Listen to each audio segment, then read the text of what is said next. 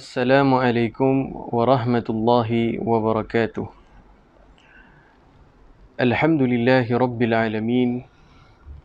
Assalatu wassalamu ala ashrafil anbiya'i wal mursalin. Sayyidina wa habibina wa syafi'ina wa qurrati a'yunina wa maulana Muhammadin wa ala alihi wa sahbihi ajma'in, amma ba'd. Alhamdulillah, marilah sama-sama kita bersyukur kepada Allah Subhanahu wa taala atas nikmat-nikmat yang Allah berikan kepada kita, khususnya dua nikmat yang terbesar yang Allah berikan kepada kita, iaitu nikmat Islam dan juga nikmat iman. Dan nikmat-nikmat yang lain Allah berikan kepada kita yang tidak boleh kita hitung sama sekali, seperti firman Allah Subhanahu wa taala, wa in ta'uddu ni'matallahi la tuhsuha. Apabila kamu ingin menghitung akan nikmat-nikmat Allah Subhanahu wa taala, maka kamu tidak akan mampu untuk menghitungnya. Alhamdulillah, segala puji syukur kepada Allah Subhanahu wa taala.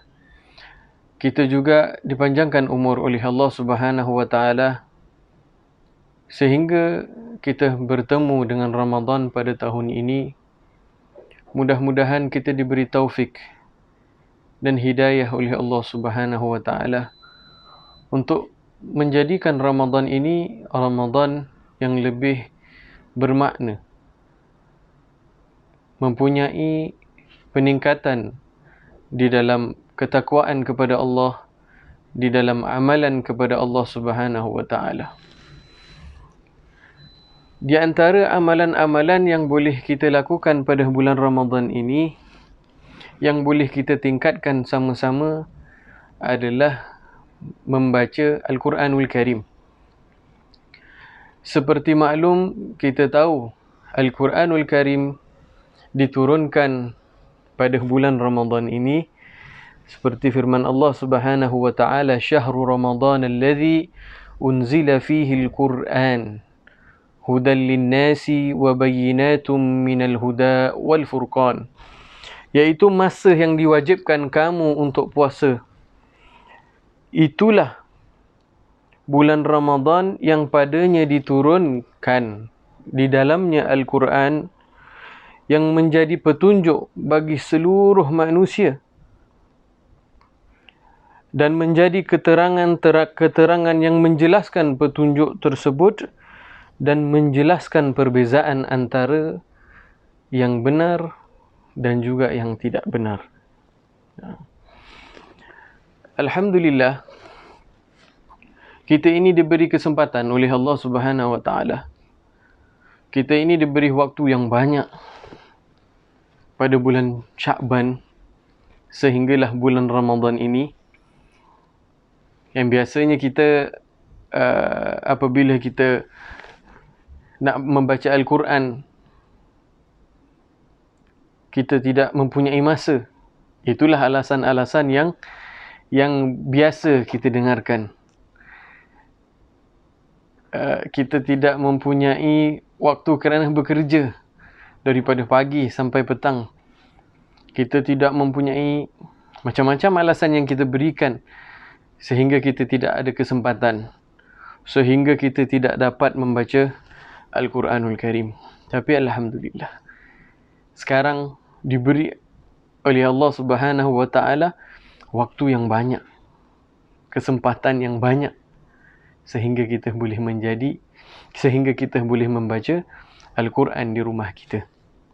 Bukan itu sahaja, kita boleh membaca bersama keluarga kita.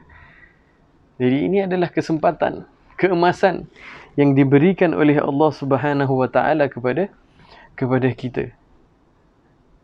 Marilah kita sama-sama mempertingkatkan diri kita supaya kita ini mempunyai semangat untuk membaca Al-Quranul Karim.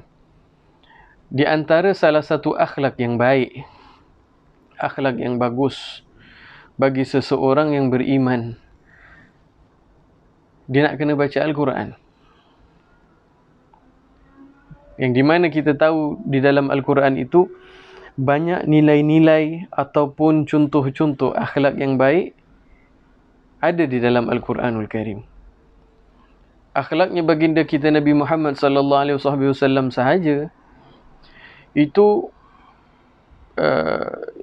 dikatakan oleh Sayyidatina Aisyah, kana khuluquhul Quran. Akhlaknya Rasulullah iaitu Al-Quran. Itulah akhlak Rasulullah sallallahu alaihi wasallam. Jadi ini waktu yang kita mempunyai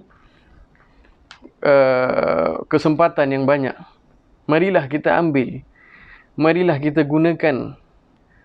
Kita mensyukuri kepada Allah Subhanahu wa taala dengan mempertingkatkan diri kita untuk membaca Al-Quranul Karim.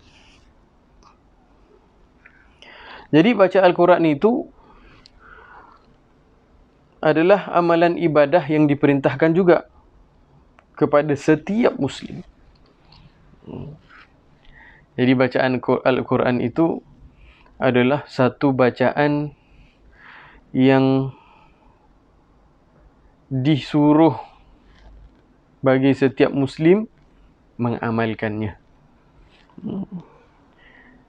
Jadi seorang yang mengamalkannya, seorang yang membacanya akan mendapatkan pahala bacaannya.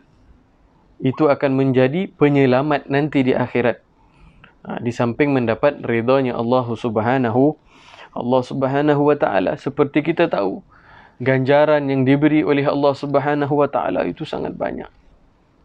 Membaca Al-Quranul Karim, lagi-lagi kita membaca di dalam bulan Ramadan. Kan, membaca Al-Quran itu pahalanya dilipat kali gandakan. Apalagi kita membaca di dalam bulan Ramadan yang di mana pahala-pahala kita dilipat gandakan ketika bulan Ramadan. Abdullah bin Mas'ud menyatakan radhiyallahu taala anhu menyatakan bahawa Rasulullah sallallahu alaihi wasallam bersabda, man qara'a harfan min kitabillahi falahu bihi hasanah wal hasanatu bi asyri amsalha la aqulu alif lam mim harfun walakin alifun harfun wa lamun harfun wa mimun harfun. Jadi sesiapa yang membaca satu huruf daripada Al-Quran, maka dia melakukan satu kebajikan, dan satu kebajikan itu dilipat kali gandakan 10 kali. 10 kali. Saya tidak mengatakan bahawa alif lam mim itu satu huruf. Melainkan alif itu satu huruf, lam itu satu huruf, mim itu satu huruf. Dan bukan sahaja itu, tetapi Rasulullah sallallahu alaihi wasallam juga bersabda, iqra'ul Quran fa innahu ya'ti yaumal qiyamah syafi'an li ashabi. Bacalah kamu semua, iaitu Al-Quranul Karim. Sesungguhnya ia akan memberi syafaat kepada orang yang membacanya. Dan bukan sahaja membaca Al-Quran, tetapi mendengarkan ayat-ayat suci Al-Quran. Kita dengar orang baca, kita dengarkan. Kita tidak fasih untuk membacanya. Ada ahli keluarga kita lagi membaca Al-Quran, dan juga kita dengarkan apa yang dibaca olehnya. Ini akan juga mendapatkan pahala. Wa idza quri'a al-Qur'anu fastami'u lahu wa ansitu la'allakum turhamun. Dan apabila Al-Quran itu dibacakan, maka dengarkanlah akan ia, serta diamlah supaya kamu itu mendapat rahmat daripada Allah Subhanahu wa taala. Jadi ajaklah anak-anak kita, keluarga kita memulai bacaan Al-Quran ini. Barang siapa yang sebelum bulan Ramadan bacaannya sekian, maka Ramadan itu harus mempunyai azam mempertingkatkan bacaan. Mengetahui maknanya. dan mengamalkan isi kandung Al-Quran tersebut. Jadi siapa yang baca sedikit Al-Quran sebelum Ramadan, maka memperbanyakkanlah. Siapa yang tidak baca, tidak semestinya tak boleh baca. Maka tanamkanlah semangat yang kuat di dalam hati kita supaya kita ini dapat membaca Al-Quran. Jika kita merasakan berat, minta kepada Allah Subhanahu Wa Taala. Kalau kita merasakan belajar Al-Quran itu susah, lidah kita dah keras, minta kepada Allah Subhanahu Wa Taala.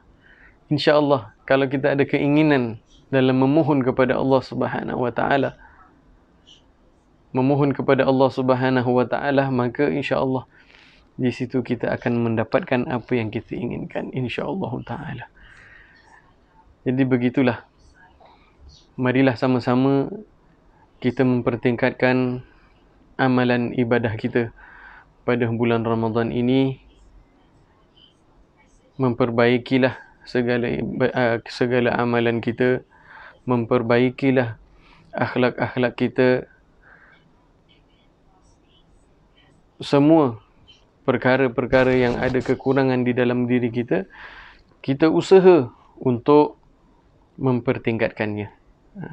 Jangan sampai tidak ada azam untuk kita nak mempertingkatkan diri. Kalau handphone kita pakai handphone yang lama itu, kita dah tak nak pakai. Ada orang nak beli handphone lama, 3310 Nokia contohnya. Tidak ada. Apa yang kita nak, handphone yang terbaru. Dalam handphone itu sendiri kita melakukan update. Ada update yang baru, kita akan lakukan update. Ada update yang baru, kita melakukan update. Kerana apa? Kerana kita nak mempertingkatkan kualiti handphone kita. Kerana kita merasakan handphone itu adalah satu benda yang penting di dalam kehidupan kita. Dan begitu juga, kita harus menganggap bahawa kita punya diri itu mempunyai satu matlamat yang penting, iaitu mendapat ridhanya Allah Subhanahu Wa Taala. Mati dalam keadaan Islam, mati dalam keadaan husnul khatimah. Maka apabila kita ingin mati dalam keadaan Islam, mati dalam keadaan husnul khatimah, maka harus kita segera ataupun kita berusaha untuk menjadikan diri kita ini orang-orang yang lebih baik. Jadi setiap hari itu harus lebih baik daripada semalam. Jadi kalau semalam itu lebih baik daripada ini hari, inilah harus yang kita selidiki. Apa yang ada di dalam diri kita. Kenapa diri kita ini semakin lama semakin malas untuk nak membaca Al-Quran, untuk nak solat sunat. Jadi kalau kita mempunyai penyakit-penyakit seperti itu, segeralah kita cari ubatnya, dan juga kita cari bagaimana kita nak menghilangkan penyakit-penyakit yang ada di dalam diri kita. Dan insya-Allah ini sahaja yang saya mampu untuk menyampaikan. Mudah-mudahan ibadah kita ini diterima oleh Allah Subhanahu Wa Taala, dan kita diberi taufik oleh Allah Subhanahu Wa Taala sehinggalah kita dapat melakukan ibadah-ibadah, sehinggalah kita mendapat ridha Allah Subhanahu Wa Taala. Dan insya-Allah kita minta daripada Allah Subhanahu Wa Taala supaya ibadah kita diterima oleh Allah dan kita ini dimatikan dalam keadaan husnul khatimah. Assalamualaikum warahmatullahi wabarakatuh.